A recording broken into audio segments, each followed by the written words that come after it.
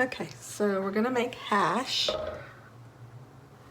And I have a pan here. I'll turn my heat on, about medium-high heat. I got some sirloin here.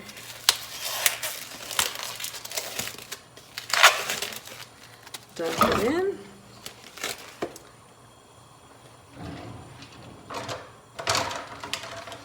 Then you need to break it up into small pieces so it cooks more evenly.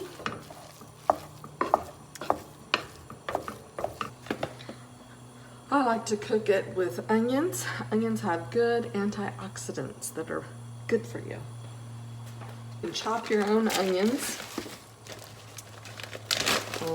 which would be cheaper than frozen onions, but I like to save time, and I just buy the H-E-B chopped onions already. And I just sprinkle some on top. That's 2 pounds of meat, so I figure maybe half of one of these packages for 2 pounds of meat. Once you cook them, they take on the flavor of the meat, and they'll be soft. So if the texture, the crunch of onions bothers you, once you cook them, they'll be soft, and you won't even know they're in there except for the flavor. So you mix that up. Okay, you just cook that. While that's cooking, you can cut up potatoes and onions. I think I said you can cut up potatoes and onions, but I meant carrots. So, got your russet potatoes here and some mini carrots, but it doesn't have to be mini carrots. You can get any kind of carrots. If you get the regular carrots with the stalk on top, those are cheaper. So if you want to do that, you can. Just cut off the stalk. You may have to peel those carrots before you cut them up. These are already peeled and ready to washed and ready to use. So for the potatoes, you have to peel them with a potato peeler.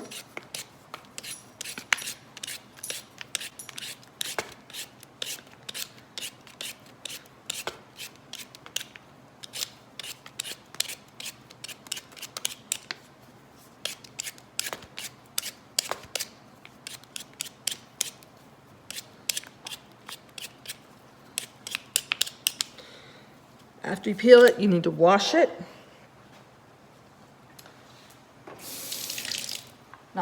Not really, just rinse it off with water to get all the dirt off of it. And then set it on your cutting board for when you're done peeling, you can start cutting. I can peel pretty quickly because I've had probably 40 years of experience. I started making my own French fries when I was, I don't know, maybe 8 years old. I was pretty young. I'd come home from school and peel, cut, and fry up my own French fries.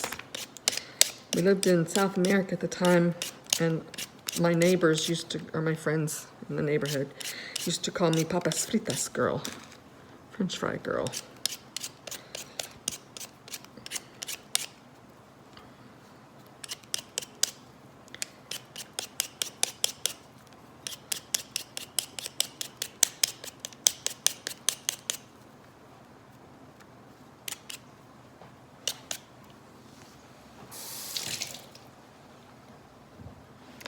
Okay, if you use regular carrots and you have to peel them, they're not pre-made like this. That one's kind of small. Let's see if I can find a bigger one. You just peel it like you do the potatoes. But these little ones, you don't have to peel because they're already done for you. So I'm going to chop these up. Got a nice sharp knife. Be careful not to cut your fingers. I cut them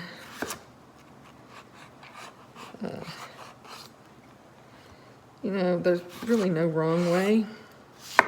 Depends how big or small you want them.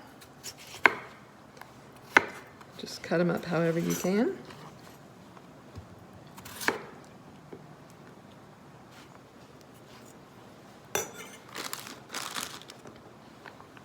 I probably won't use this whole bag of carrots because that seems to be a lot. I'll kind of eyeball, I mean, I'll use more than this, but with these, they're kind of small, so I'm just gonna cut them into bite-sized pieces and keep doing that until I have enough, okay? Okay, back over to the meat. You need to keep an eye on it while you're peeling and cutting potatoes and keep stirring it so it doesn't burn on one side. You have to keep going, keep that meat from burning. Just keep kind of cutting it with a spoon, unless you like big chunks of meat. I like it to be smaller pieces, but you just keep stirring it and chopping it with your spoon as it cooks.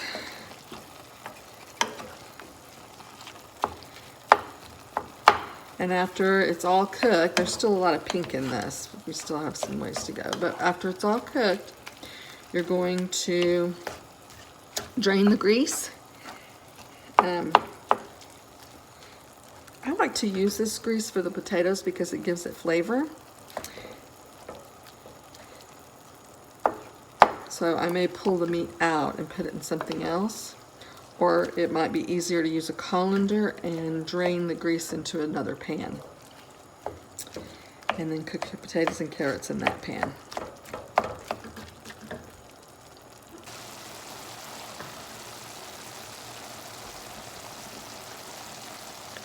Okay, so the meat's done. No more pink. You don't ever want to leave pink on hamburger meat because it could give you food poisoning. So just make sure there's no more pink like this. I think the easiest thing to do, since I want to keep this grease for the potatoes and carrots, is to use this colander. I'm just going to set it in this other pan like that and pour this into it.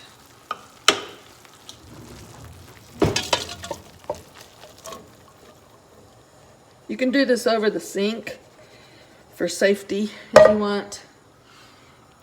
I'm pretty confident in my ability to not spill the grease, but then you just kind of make sure it's all out, all the grease is out. And then set the meat aside. I'm gonna put it back in this pan. Just set it in there like that. And then I have this grease. Now that's not gonna be enough grease for all those potatoes and carrots, so I'm gonna add some vegetable oil to it. No matter what kind, but I use Smart Balance. I'm just gonna add more to it. It's gotta cover all the vegetables.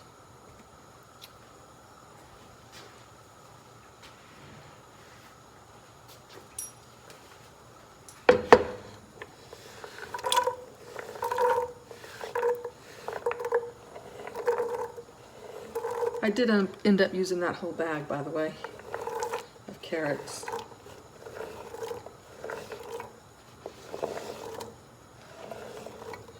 The other thing you should know is if you want to make less than this huge pot, is use less hamburger meat. So that was 2 pounds of hamburger meat, but you could use 1 pound of hamburger meat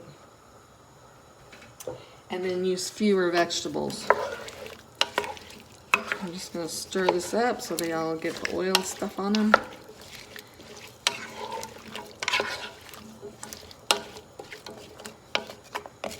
They're mostly covered. Probably good enough. And then you can add a little salt. I just sprinkle some in, add a little pepper. Doesn't have to be a lot. It's to taste, whatever you think you might like. That is not coming out very fast. There. So, just mix the salt and pepper in.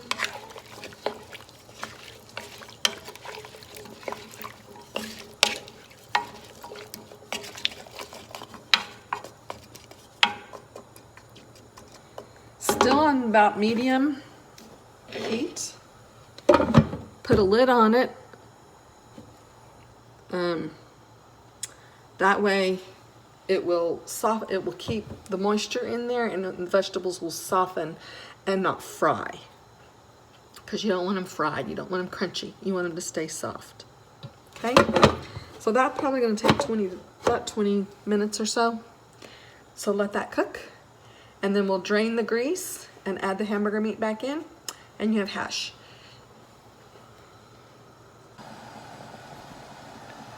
Okay, so I don't know if you can hear it kind of boiling, and I think it's cooking too fast. So I'm going to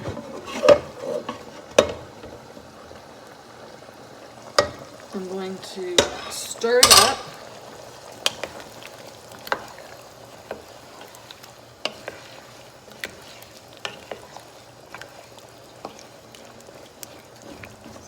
When you stir it, it kind of slows it down a little bit. And I'm also going to turn the fire down a little bit. And then put the lid back on.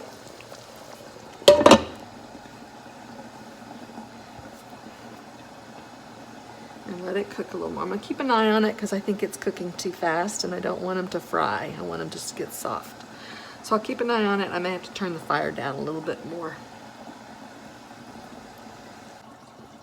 Okay, time to check the potatoes.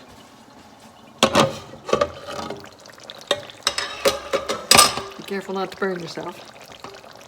Stir them up a little. These still feel a little hard. But you want to check them every 10 minutes or so and stir them up. Once you think they're starting to get soft, you can use a fork to see if they are.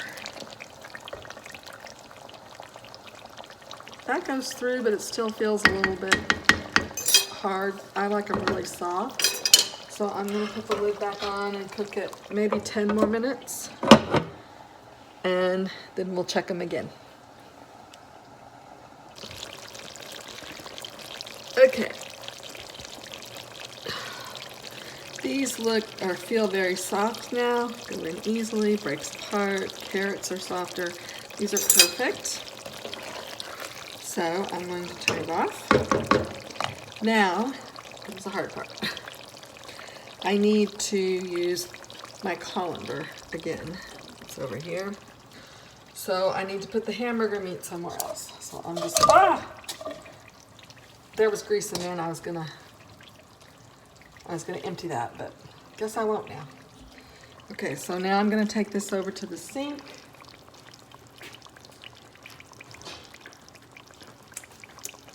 The thing about putting vegetable oil, any kind of grease, down the sink is it could clog your sink up. So you can let this cool off and put it in an empty container and throw that away. You can keep it in the pan for a few days and reuse it if you want in the refrigerator because it has that hamburger meat in there. I'm just gonna dump it down the sink, but I'm gonna run hot water for like a minute down the sink so it's warm, and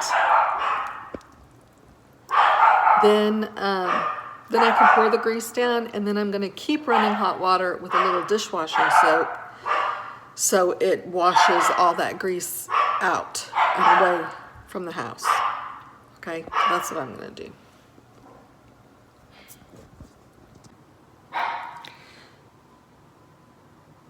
Okay, so I'm gonna run hot water. That's hot. I'm gonna let it run about a minute or so.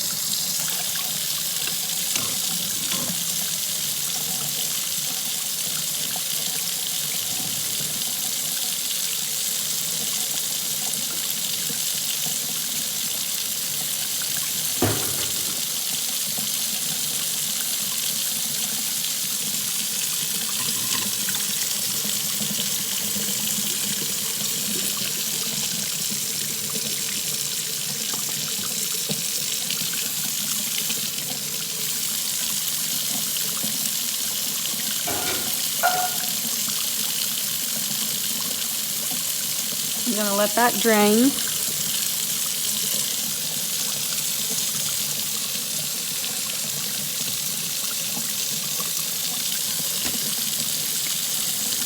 The more grease you get off, the less fat you have in the food that you eat. And that's better, this kind of fat anyway.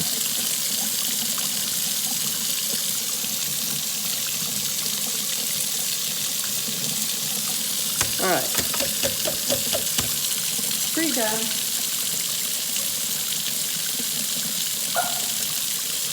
So I'm going to pour it back into the pan.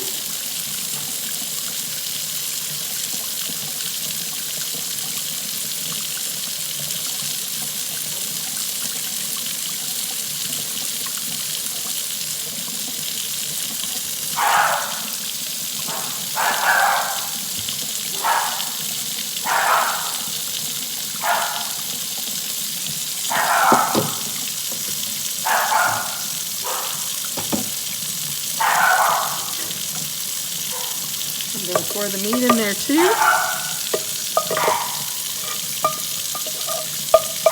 Sorry about Zoe, she's barking at Bryce.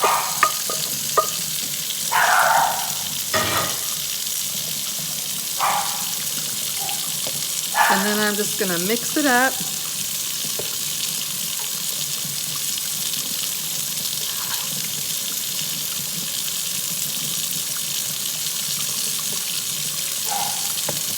Now the potatoes are pretty soft, so you don't want to mix it up too much because they'll turn into like a mashed potato. And you don't want mashed potatoes in here. You just want to get it pretty thoroughly mixed. So I'm going to stop there, I think. That looks pretty good. And then you can put it on hamburger buns or tortillas or just eat it plain. Maybe with ketchup. Stop barking.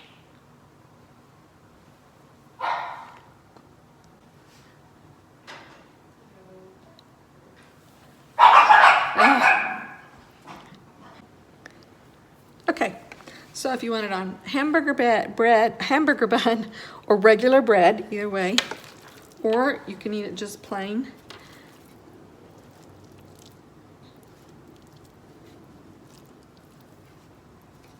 And you can also make a taquito out of it with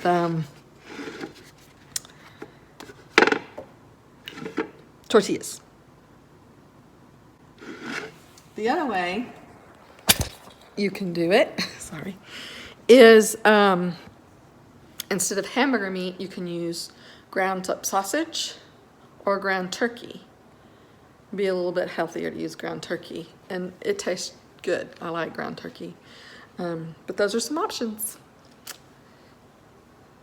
Hope you like it.